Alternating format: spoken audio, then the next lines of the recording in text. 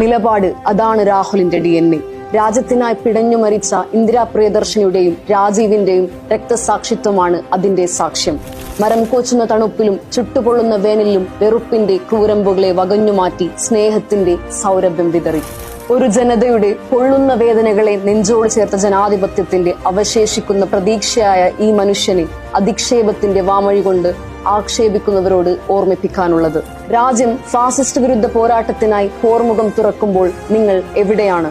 TP ചന്ദ്രശേഖരനെ കുലംകുത്തിയെന്നും Thamarassery ബിഷപ്പിനെ നികൃഷ്ടജീവിയെന്നും NK പ്രേമചന്ദ്രനെ പരനാറിയെന്നും ആക്ഷേപിച്ച പഴയ party സെക്രട്ടറിയുടെ നിലവാരത്തിൽ നിന്ന് ഇന്ന് കേരളം ഭരിക്കുന്ന മുഖ്യമന്ത്രി ഒട്ടും വളർന്നിട്ടില്ല. രാഹുലിന്റെ രാഷ്ട്രീയ വിമർശനത്തെ അയാളുടെ പൂർവികരെയും PV ആർമിയുടെ ശ്രമവും ശബ്ദവും മോദി ഭക്തിയിൽ നീരാടുന്ന സംഘപരിവാറിന്റെ വിഷചിന്തയേക്കാൾ അപകടമാണ്.